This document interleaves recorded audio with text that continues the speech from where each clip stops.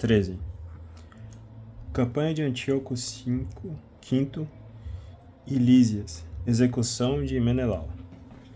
No ano 149, chegou aos homens de Judas a notícia de que Antíoco Eupator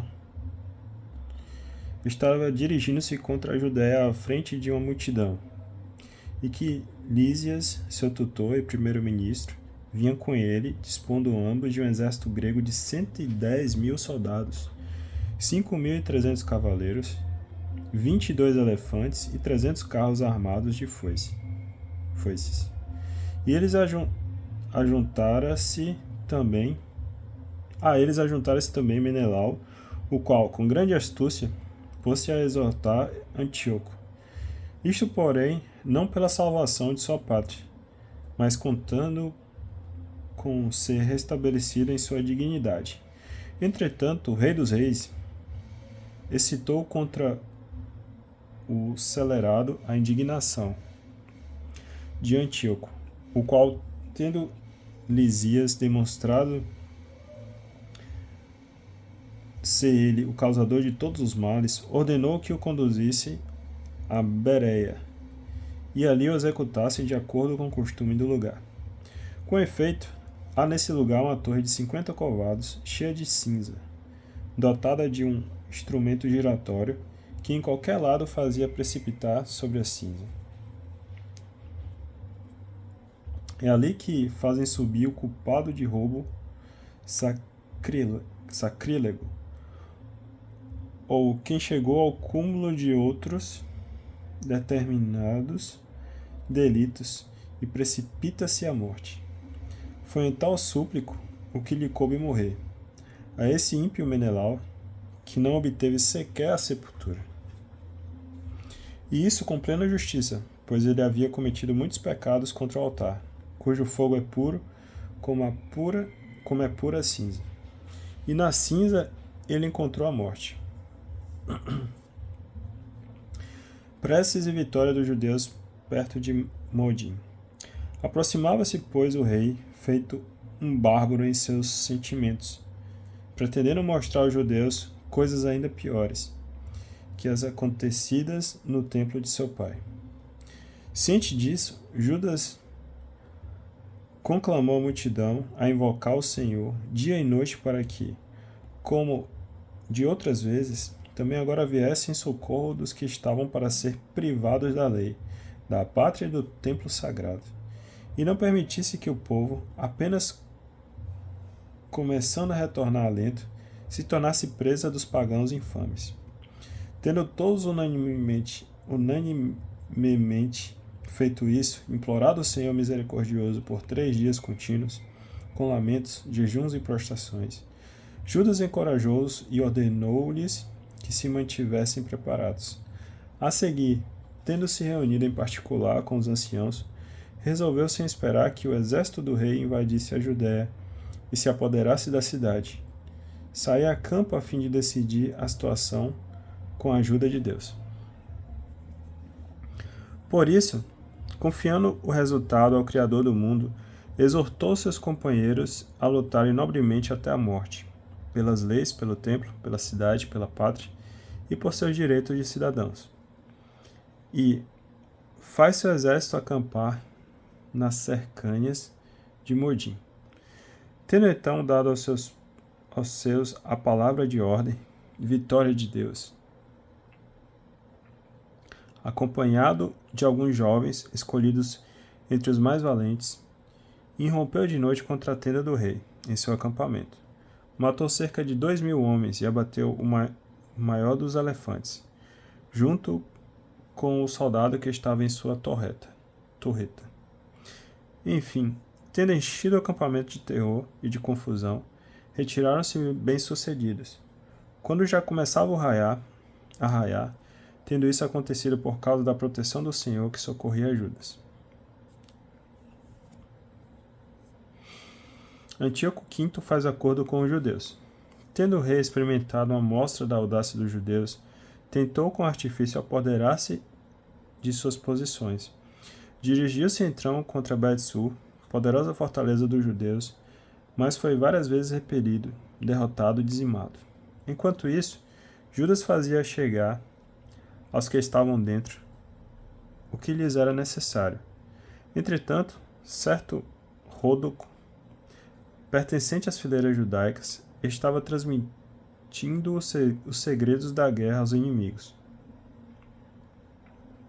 Foi por isso procurado, detido e executado. Parlamentou o rei uma segunda vez com os que estavam em Bet-Sul. Estendeu-lhes a mão, estreitou a deles e retirou-se. Teve ainda um recontro com os soldados de Judas, mas levou a pior. Soube então que Filipe, deixado à frente dos negócios do reino, havia se rebelado em Antioquia.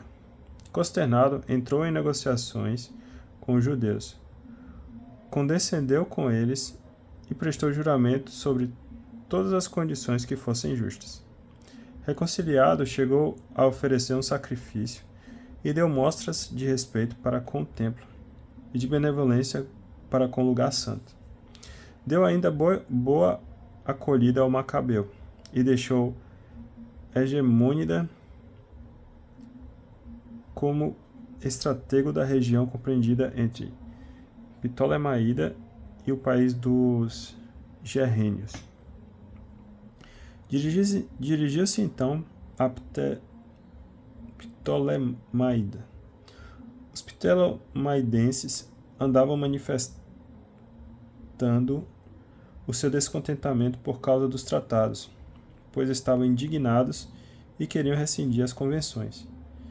Lísias subiu então à frente da tribuna, defendeu o melhor que pôde as convenções, persuadiu, acalmou, tornou-os benevolentes e partiu para Antioquia. Assim se passaram as coisas referentes à expedição e à retirada do rei. 7. Luta contra Nicanor, general de Demétrio I. O dia de Nicanor. Capítulo 14. Intervenção do sumo sacerdote Alcimo. Após o intervalo de 3 anos, chegou aos homens de Judas a notícia que Demétrio, filho de Seleuco, havia desembarcado no porto de Trípoli,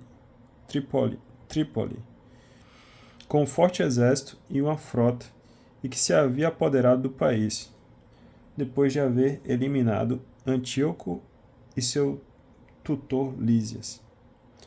Ora, certo Alcimo, que anteriormente fora sumo sacerdote,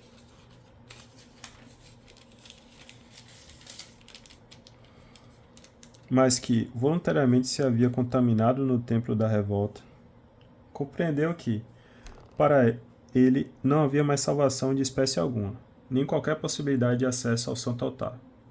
Dirigiu-se, pois, ao rei Demétrio, por volta do ano 151, oferecendo-lhe uma coroa de ouro e uma palma, e, além disso, alguns dos ramos de oliveira que se costumava oferecer no templo. E nesse dia manteve a reserva. Mas encontrou uma oportunidade cúmplice da sua demência, ao ser chamado por Demétrio perante o conselho. Interrogado sobre a disposição de ânimo e as intenções dos judeus, a essas questões assim respondeu: aqueles dentre os judeus que se chamam assideus, a cuja frente está Judas, Macabeu, fomentam a guerra e provocam sedições, não permitindo que o reino alcance a estabilidade.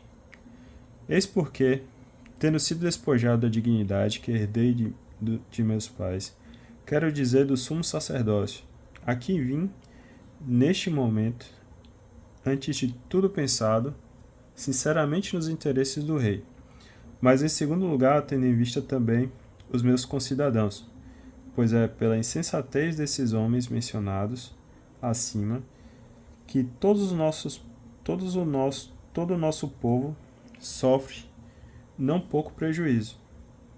Tu, portanto, ó rei, depois de te informares a respeito de cada uma dessas coisas, assume o cuidado do país e do nosso povo, rodeado de perigos, de acordo com a benevolência afável que demonstras para com todos. De fato, enquanto Judas estiver em vida, é impossível alcançar a paz. Ditas por ele tais coisas, logo os outros amigos do rei, que não viam com bons olhos os feitos de Judas, puseram-se a incitar Demétrio.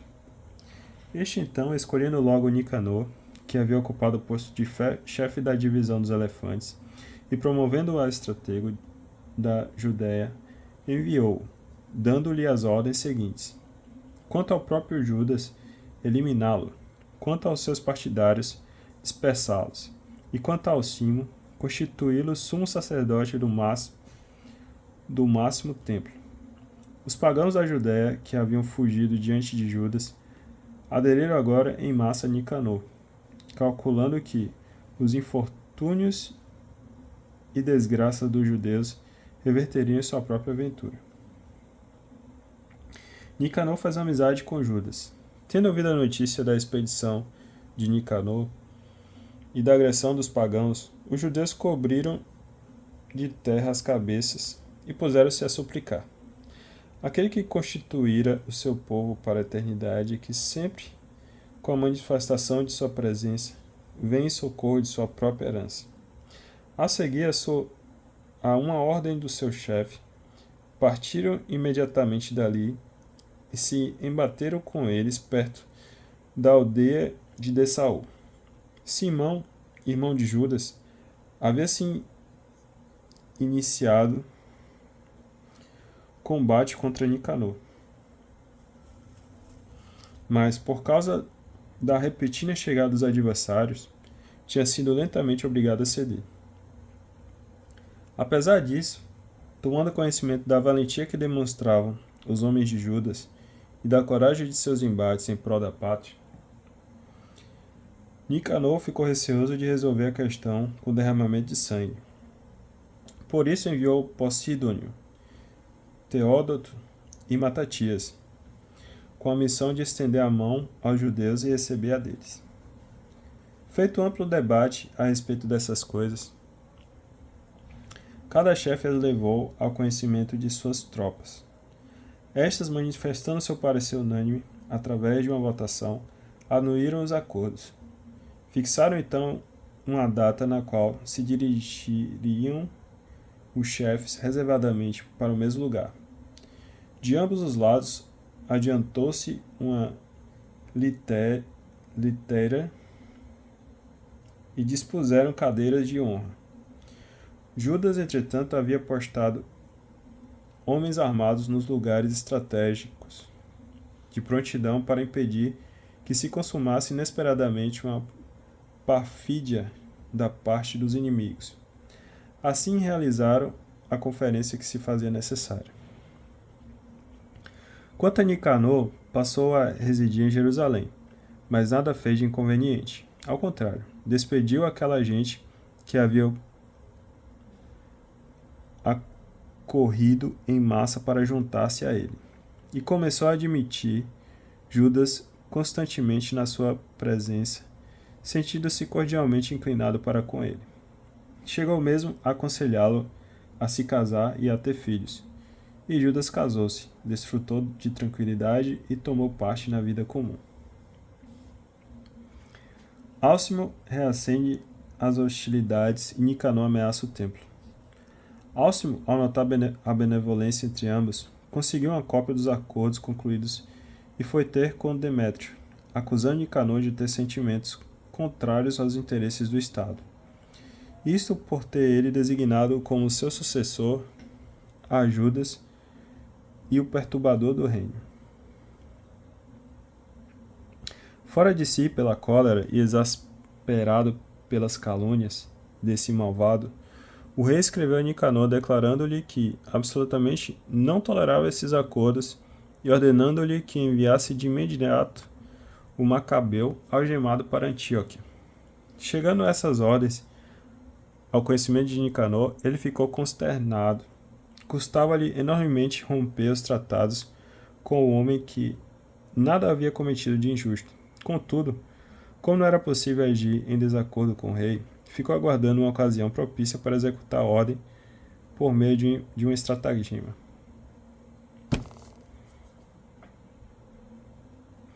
O Macabeu, por sua vez, observando que Nicanor passara a comportar-se de modo mais reservado para com ele e que tornara mais ásperos os encontros costumeiros, concluiu que tal reserva não era do melhor augúrio. Por isso, reunindo não poucos de seus homens, subtraiu-se à vista de Nicanor. Quando o outro percebeu que havia sido habilmente suplantado pela estratégia desse homem, apresentou-se diante do grandioso e santo templo, enquanto os sacerdotes ofereciam os sacrifícios costumeiros, e ordenou-lhes que lhe entregassem o homem. Como lhe declarassem eles com juramento que não sabiam onde poderia encontrar-se o homem e a quem procurava. Nicanor estendeu a mão direita contra o santuário e assim jurou: se não me entregardes, Judas algemado, arrasarei ao solo essa habitação de Deus. Abaterei o altar e aqui mesmo levantarei um templo insigne a Dionísio. Ditas essas palavras, retirou-se. Os sacerdotes então, estendendo as mãos para o céu, puseram-se a invocar aquele que sempre tem sido defensor da nossa gente, dizendo: Tu, ó Senhor, que de nenhuma de todas as coisas tens necessidade, te comprazeste em que surgisse em meio a nós o santuário no qual habitas. Agora, pois, ó Senhor Santo, fonte de toda a santidade, guarda para sempre incontaminada esta casa, que acaba de ser purificada. Morte de Raziz. Certo Raziz, um dos anciãos de Jerusalém, foi então denunciado a Nicanor. Era um homem interessado por seus concidadãos, de muito boa fama, a quem, por sua bondade, chamavam de pai dos judeus. Ele, já no período precedente da revolta, havia incorrido em condenação por professar o judaísmo, e pelo mesmo judaísmo se expusera com toda a constância possível em seu corpo e em sua alma. Foi quando Nicanor, querendo deixar às claras a hostilidade que nutria para com os judeus,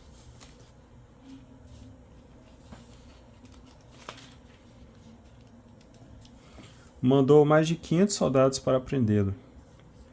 É que estava certo de infligir a eles um grave golpe, se capturasse esse homem. As tropas estavam para se apoderar da torre e forçavam a porta do pátio. E já se dera a ordem de trazer fogo para se sediarem as portas, quando Raziz, cercado de todos os lados, atirou-se sobre a própria espada. Quis assim nobremente morrer, antes que deixasse cair nas mãos dos celerados, para sofrer ultrajes indignos de sua nobreza. Contudo, não tendo acertado com o golpe, por causa da pressa do combate, irrompendo já as tropas para dentro dos portais, correu ele animosamente para a muralha e, com interpidez viril, precipitou-se em cima da multidão. Recuando todos rapidamente, fez-se um espaço livre, e no meio desse vazio ele tombou. Assim, respirando e ardendo de indignação, ergueu-se, apesar de o sangue escorrer-lhe em borbotões e serem insuportáveis as feridas. Passou então correndo por entre as tropas, e de pé sobre uma rocha escarpada, já completamente exsangue, arrancou as entranhas e, tomando-as com as duas mãos, arremessou-a contra a multidão, invocando ao mesmo tempo aquele que é Senhor da vida e do Espírito, para que lhes restituísse desse modo passou para outra vida. Capítulo 15. Blasfêmias de Nicanor. Nicanor, entretanto, informado de que os homens de Judas encontravam-se em terras de Samaria, decidiu atacá-los no dia do repouso, contando fazê-lo com toda a segurança. Disseram-lhe então os judeus que o estavam seguindo coagidos: não vás fazê-los perecer de modo tão selvagem e bárbaro, mas antes tributa a glória devida ao dia que mais que os outros foi honrado com santidade por aquele que vela sobre todas as coisas. Aquele tríplice criminoso, porém, ainda perguntou se acaso havia no céu um soberano que houvesse ordenado celebrar o dia do sábado. Ao lhe responderem eles claramente: sim, é o Senhor vivo, o próprio soberano do céu, que ordenou que se observasse o sétimo dia. Ele retrucou: pois, sou também eu soberano sobre a terra, e ordeno que se tomem as armas e se realizem os desígnios do rei. Entretanto, não conseguiu realizar o seu cruel desígnio. Exortação e sonho de Judas. De fato, enquanto Nicanor, exaltando-se com toda a sua arrogância, decidira levantar um troféu público, com os despojos dos homens de Judas, o Macabeu. Por sua parte, estava ininterruptamente persuadido, com plena esperança de que obteria socorro da parte do Senhor. Assim, exortava ele seus companheiros a não temerem o ataque dos pagãos, mas, tendo em mente os socorros já vindos a eles do céu, a esperarem também agora a vitória que lhes advira da parte do Todo-Poderoso, confortando-os então por meio da lei e dos profetas, recordando-lhes também os combates que já haviam sustentado, tornou-os mais ardorosos. Tendo assim despertado seu ardor, deu-lhes as suas instruções, ao mesmo tempo que lhes chamava a atenção para a perfídia dos pagãos e a quebra dos seus juramentos. Tendo, pois, armado cada um deles menos com a segurança dos escudos e das lanças do que com o conforto das boas palavras, referiu-lhes ainda um sonho digno de fé, uma espécie de visão que os alegrou a todos. Ora, este foi o espetáculo que lhe coube apreciar. Onias, que tinha sido sumo sacerdote, homem honesto e bom, modesto no trato e do caráter, manso, expressando-se convenientemente no falar, e desde a infância exercitado em todas as práticas da virtude, estava com as mãos estendidas, intercedendo por toda a comunidade dos judeus. Apareceu a seguir, da mesma forma, um homem notável, pelos cabelos brancos e pela dignidade, sendo maravilhosa e majestosíssima a superioridade que o circundava. Tomando então a palavra, disse Onias: este é o amigo dos seus irmãos, aquele que muito ora pelo povo e por toda a cidade santa, Jeremias, o profeta de Deus. Estendendo por sua vez a mão direita, Jeremias entregou a Judas uma espada de ouro, pronunciando essas palavras enquanto a entregava: recebe esta espada santa, presente de Deus, por meio da qual esmagarás teus adversários. Disposição dos combatentes. Encorajados pela palavra de Judas, realmente belas e capazes de incitar a valentia e tornar viris os ânimos dos jovens, os judeus resolveram não continuar acampados, mas tomar bravemente a ofensiva. Assim, batendo-se com toda a valentia, decidiram a questão pela sorte das armas, uma vez que tanto a cidade como o lugar santo e o templo estavam correndo perigo.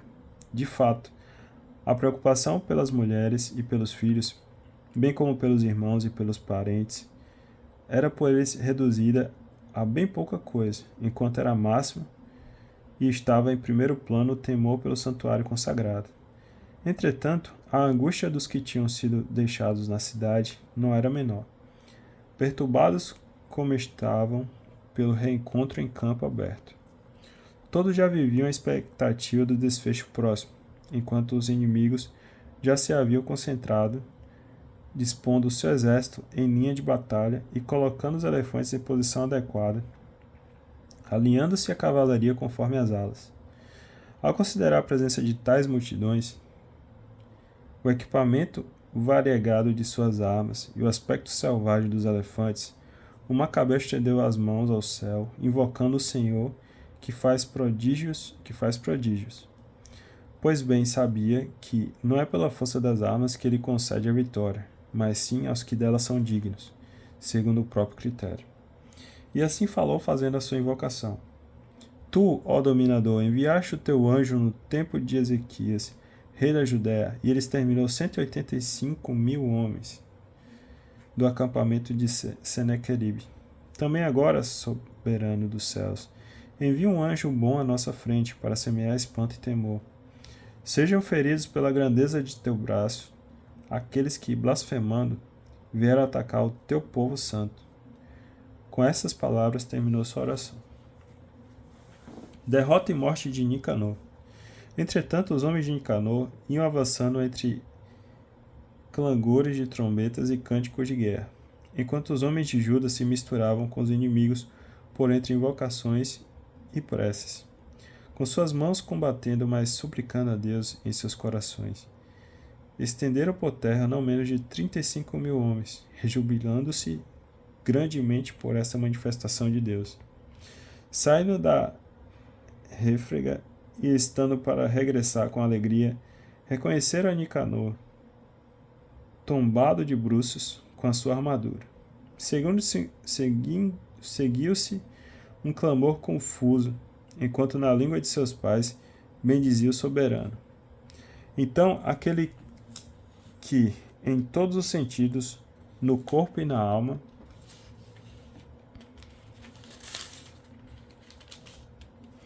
havia sido o primeiro na luta pelos seus concidadãos e que havia conservado para com seus connacionais a afeição da idade juvenil, ordenou que cortasse a cabeça de Nicanor e também a mão com o braço até a espádua, e que os conduzisse a Jerusalém. Aí chegando, convocou os connacionais e, fazendo os sacerdotes permanecer diante do altar, mandou chamar os ocupantes da cidadela. Mostrou então a cabeça do imundo Nicanor, bem como as mãos desse infame, que ele estendera contra a morada santa do Todo-Poderoso, ostentando a sua arrogância. Depois, tendo cortado a língua do mesmo ímpio Nicanor, ordenou que a dessem em pedacinhos aos pássaros. E quanto ao salário da sua loucura, que o pendurasse diante do santuário. Todos então, voltados para o céu, bendisseram o Senhor glorioso nesses termos. Bendito aquele que conservou seu lugar isento de contaminação. Quanto à cabeça de Nicanor, Judas mandou pendurá-la na cidadela, como um sinal claro e evidente para todos da ajuda do Senhor. A seguir, decidiram todos por um decreto de comum acordo não deixar de modo algum passar despercebida essa data, mas observar com solenidade o dia 13 do 12º mês, chamado Adar, em aramaico, um dia antes da festa de Mardoqueu. Epílogo do abreviador. Tendo passado assim os acontecimentos referentes a Nicanor, e como desde esses tempos a cidade ficou em poder dos hebreus, também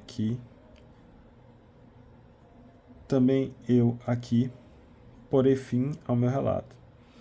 Se o fiz bem, de maneira conveniente, a uma composição escrita, era justamente isso que eu queria. Se vulgarmente e de modo medíocre, é isso que me foi possível.